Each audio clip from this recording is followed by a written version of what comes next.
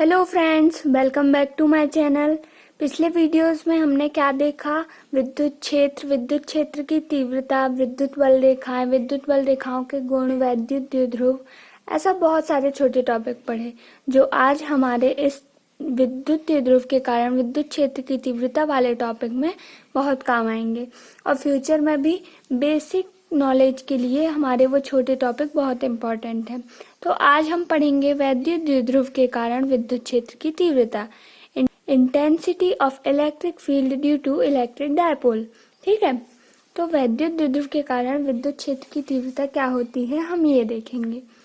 तो किसी वैद्युत द्विध्रुव के कारण उत्पन्न विद्युत क्षेत्र को हम क्या कहते हैं? द्विध्रुव क्षेत्र। किसी भी वैद्युत द्विध्रुव के कारण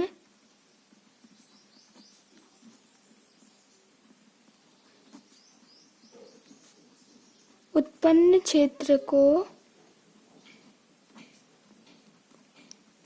हम क्या कहते हैं? द्विध्रुव क्षेत्र।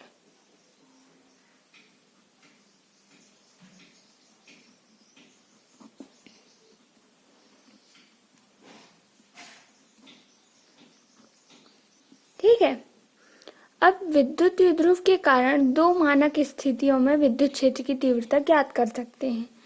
पहली कौन सी स्थिति हो जाएगी? अक्षीय स्थिति। और दूसरी कौन सी हो जाएगी? निरक्षीय स्थिति। तो ये टॉपिक थोड़े बड़े बड़े हैं, इम्पोर्टेंट हैं। हर साल इनसे लगभग क्वेश्चन बनते ही हैं कि किसी भी अक्षीय स्थिति के कारण विद्युत क्षेत्र की तीव्रता बताइए, निरक्षीय स्थिति के कारण विद्युत क्षेत्र की तीव्रता ज्ञात करने का व्यंजक बताइए। ऐसे बहुत सारे क्वेश्चन बनते हैं इन दोनों टॉपिक से, है ना।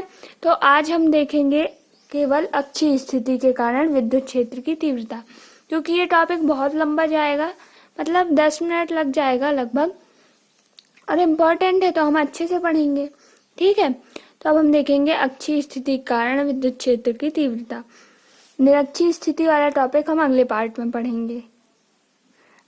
अक्षीय स्थिति के कारण विद्युत क्षेत्र की तीव्रता।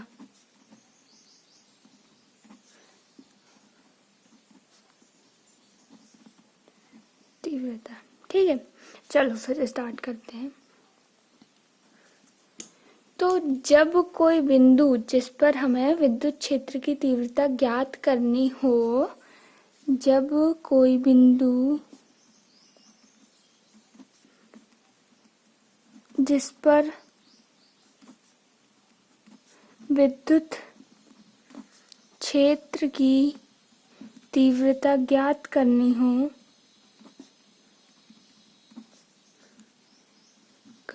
हो बढ़ाए गए द्विध्रुव अक्ष या अक्षीय रेखा पर स्थित होती है।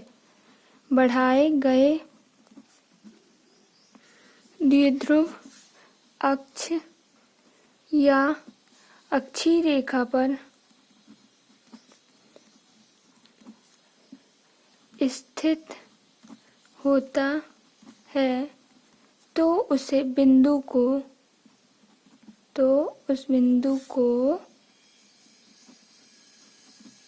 द्विध्रुव के सापेक्ष अक्षीय स्थिति में कहते हैं।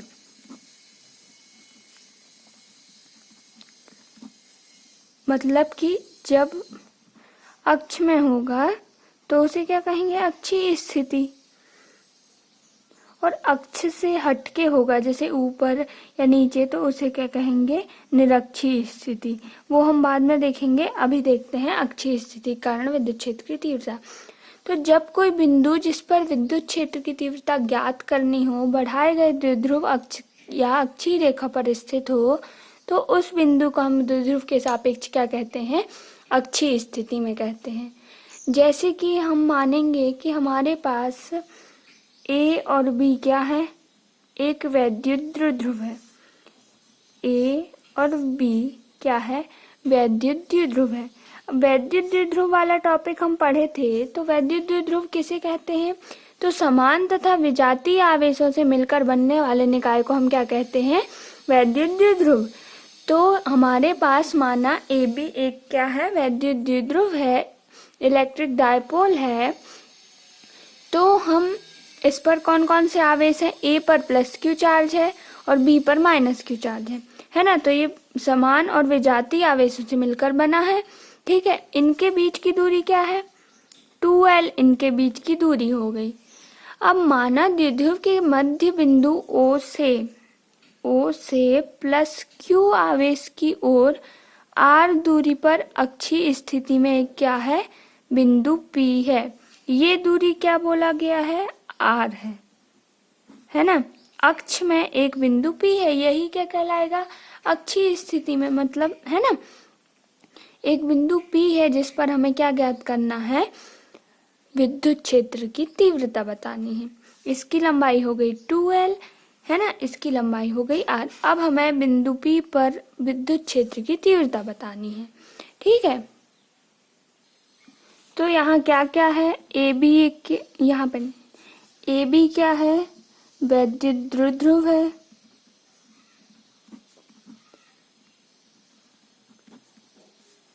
प्लस Q और माइनस Q क्या है, आवेश है, समान तथा विजातीय आवेश है। दोनों आवेशों के बीच की दूरी क्या है, बीच की दूरी क्या है, 2L है ना।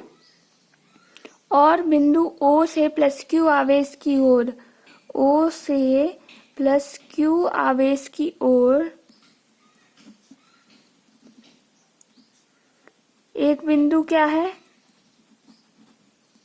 बिंदु P है, जिसकी दूरी R है, जिसकी दूरी O से P की दूरी क्या है, R है। तो हमें बिंदु P पर विद्युत क्षेत्र की तीव्रता ज्ञात करनी है। P पर विद्युत क्षेत्र की तीव्रता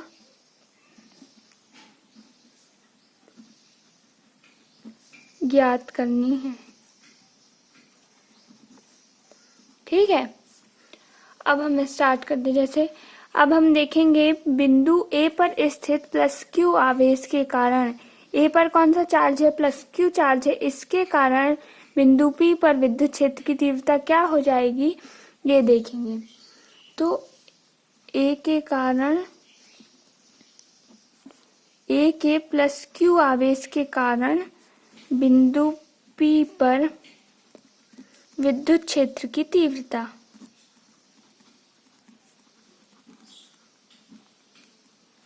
ये क्या हो जाएगी, एक विद्युत क्षेत्र की तीव्रता को हम E से डिनोट करते हैं।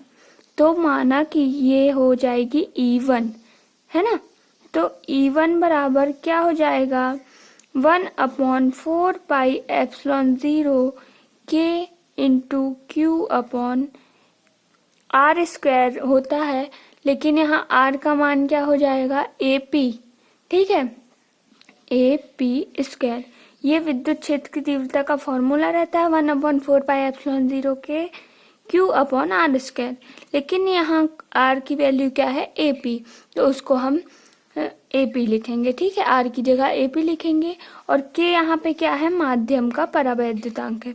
हम पढ़ चुके हैं परावैद्युतांक क्या होता है। जो पिछले वीडियोस नहीं देखा हो तो वो जाके देख ले, तो उनको ये सारे छोटे टॉपिक की डेफिनेशन क्लियर हो जाएंगी, है ना। तो ये हो गया K परावैद्युतांक। लेकिन यहाँ AP बराबर हम देख सकते हैं, AP बराबर यहाँ दिख रहा है OP माइनस OA। हम कर देंगे तो हमें क्या मिल जाएगा, AP मिल जाएगा। OP माइनस OA कर देंगे तो हमें क्या मिल जाएगा, AP की वैल्यू मिल जाएगी।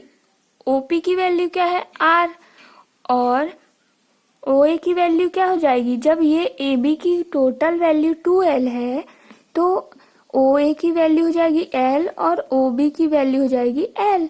ठीक है, तो R माइनस जब हम L करेंगे OP माइनस OA, तो R माइनस L किसकी वैल्यू आ गई, AP की। ठीक है, यहाँ तक समझ आया। अब हम इस वैल्यू को उठा के इक्वेशन 1 में रख देंगे। ठीक, जब इक्वेशन 1 में AP का मान रखेंगे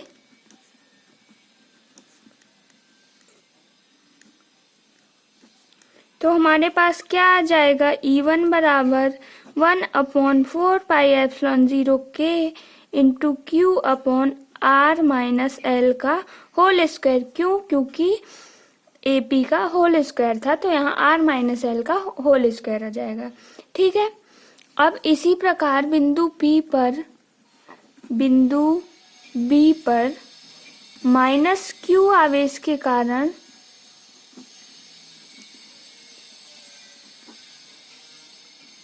बिंदु P पर विद्युत क्षेत्र की तीव्रता क्या हो जाएगी,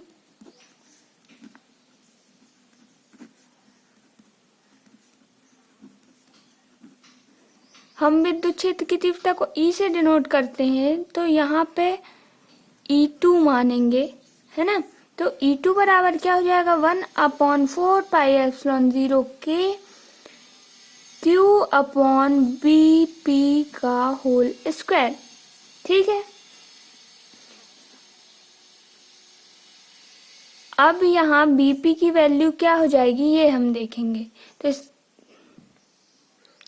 तो यहाँ पे BP की वैल्यू क्या आ जाएगी, AB की वैल्यू है 2L और AP की वैल्यू है R माइनस L। तो हमारे पास क्या लिख सकते हैं, हम BP को क्या लिख सकते हैं, BP इक्वल टू लिख सकते हैं OP प्लस OB, है ना। ये टोटल वैल्यू क्या है, R है, ये वैल्यू क्या है, L है। तो BP की वैल्यू हमारे पास आ जाएगी R प्लस L। अब हम R प्लस L की वैल्यू क्या रखेंगे, इक्वेशन 2 में रख देंगे। इक्वेशन 2 में BP का मान रखने पर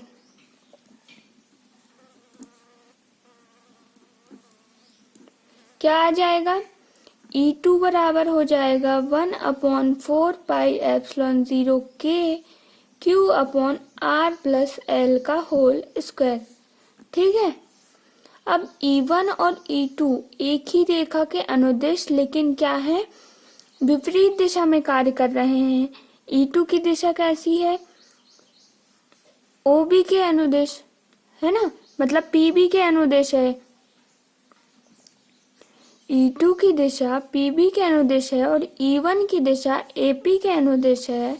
तो दोनों रेखा के अनुदिश विपरीत दिशा में कार्य करते हैं, इसलिए E1 क्या है, बड़ा हो जाएगा E2 से।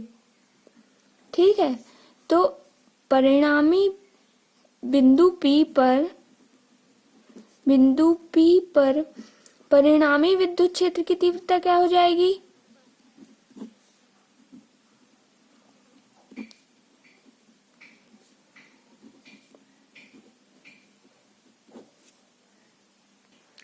बिंदु P पर परिणामी विद्युत क्षेत्र की तीव्रता E बराबर क्या हो जाएगा, E1 माइनस E2। E1 की वैल्यू है 1/4πε0k Q upon R minus L का होल स्क्वायर, माइनस हो जाएगा 1/4πε0k Q upon R plus L का होल स्क्वायर।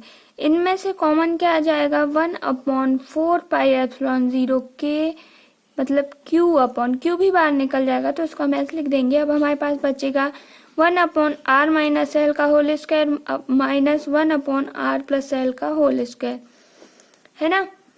तो ये हमारे पास था, तो हमारे पास क्या आ जाएगा, Q 4πε0k, ये हो जाएगा L से L कैंसिल, R से R कैंसिल, तो ये बचेगा 2R इंटू 2L अपॉन हो जाएगा R माइनस L का whole square R plus L का होल स्क्वायर।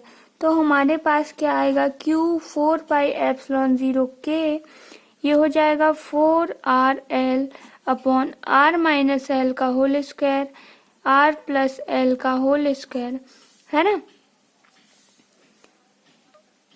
तो हमारे पास अब वैल्यू बचेगी, ये हो जाएगा 1/4πε0k। हम जानते हैं वैद्युत द्विध्रुव आघूर्ण क्या होता है, इसको हम क्या लिख सकते हैं, 2 इंटू 2 आर एल लिख सकते हैं ना, आर माइनस एल का whole square R plus L का होल स्क्वायर। अब हम इसको लिखेंगे 1/4 पाई एप्सिलॉन 0 के 2 इंटू ये क्यू को हम अंदर लेके आएंगे तो आर बाहर, यहाँ से 2QL, आर माइनस एल का होल स्क्वायर और आर प्लस एल का होल स्क्वायर क्या हो जाएगा, R square minus L square का होल स्क्वायर। ठीक है, लेकिन हम जानते हैं P बराबर होता है 2QL, और 2QL क्या है, ये वैद्युत द्विध्रुव आघूर्ण। हम इसे भी पिछले वीडियो में पढ़ चुके हैं, तो जो बच्चे यदि पहली बार ये वीडियो देख रहे हैं तो वो पिछला वीडियो जाके देख लें। ठीक है, P बराबर हो जाएगा 2QL, ये हम जानते हैं, तो इसकी वैल्यू यहाँ पर रख देंगे तो हमारे पास आ जाएगा E बराबर 1/4 पाई एप्सिलॉन 0 के 2RP। ठीक है, R square minus L square का होल स्क्वायर, ये क्या हो गया, इक्वेशन 3। ठीक है, इतना समझ में आया। अब हम देखेंगे कि यदि वैद्युत द्विध्रुव का आकार बहुत छोटा हो या बिंदु P की दूरी द्विध्रुव से अधिक हो तो एल आर की तुलना में क्या हो जाएगा, नगण्य हो जाएगा, है ना। अब हम अगली स्थिति देखेंगे कि यदि एल जो है इसका आकार बहुत छोटा, द्विध्रुव का आकार बहुत छोटा हो तो एल जो है आर की तुलना में बहुत कम हो जाएगा, तो हम एल को बहुत छोटा बता सकते हैं आर की तुलना में, है ना। तो अब ये वाली स्थिति देखेंगे क्या होगी। तो जब एल आर की तुलना में क्या हो, नगण्य हो, बहुत छोटा हो, लेस देन, है ना, तो एल स्क्वायर बराबर हम 0 मान सकते हैं। एल स्क्वायर को नेग्लेक्ट कर देंगे तो हमारे पास ई की वैल्यू क्या जाएगी, 1/4 पाई एप्सिलॉन 0 के 2PR इंटू एल स्क्वायर को हम नेग्लेक्ट कर दिए तो आर स्क्वायर का होल स्क्वायर हो जाएगा आर की पावर 4। ठीक है, ये आ गया, लेकिन यहाँ आर ऊपर दिया हुआ है तो ई बराबर हो जाएगा 1/4 पाई एप्सिलॉन 0 के 2P/r की क्यूब। ये हमारे पास क्या आ गई, क्या आ गई, बिंदु P पर अक्षीय स्थिति में विद्युत क्षेत्र की तीव्रता। लेकिन यदि निर्वात या वायु हो, माध्यम क्या हो, निर्वात या वायु हो, तो K की वैल्यू क्या आ जाएगी, K की वैल्यू हो जाएगी 1, तो हमारे पास E बराबर हो जाएगा 1/4 पाई एप्सिलॉन 0 2P/r की क्यूब। तो ये इक्वेशन, इसको हम इक्वेशन 4 दे देंगे, इसको हम इक्वेशन 5 दे देंगे, तो हमारे पास इक्वेशन 3, 4, 5 ये क्या है, अक्षीय स्थिति में वैद्युत द्विध्रुव के कारण विद्युत क्षेत्र की तीव्रता के व्यंजक को स्पष्ट करती हैं। ठीक है, तो ये हमारा टॉपिक यहाँ पे एंड होता है। अक्षीय स्थिति में बिंदु P पर विद्युत क्षेत्र की तीव्रता यही है। ठीक है, अब हम निरक्षीय स्थिति में अगले टॉपिक में पढ़ेंगे क्योंकि वीडियो बहुत लंबा हो गया है ना। Thank you. यदि वीडियो अच्छा लगे तो लाइक सब्सक्राइब ज़रूर कर दें। चलो ठीक है।